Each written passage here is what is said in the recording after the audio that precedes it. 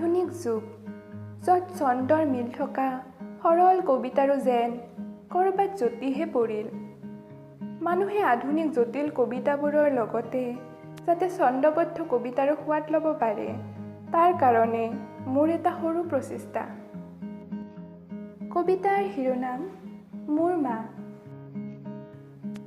মোৰ মা বৰ মৰমীয়াল, কথাত তেওঁ পটু, কথা ক'বলৈ দিলে তেওঁ পাহৰে সকলো বস্তু।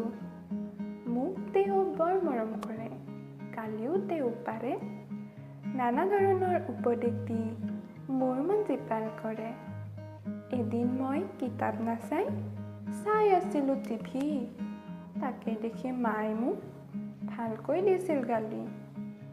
মনৰ দুখত মই ৰ'ব নোৱাৰি ওফন্দাইছিলোঁ মুখ, বিচনাত পৰিছিলোঁ কাটি হৈ লেপ কম্বলে জাপ লৈ। ভাত খাবৰ পৰত মায়ে মোক ক'লেহি মোৰ শুনাই, ভাতকেইটা খাই লহি মুখখন এবাৰ বনাই।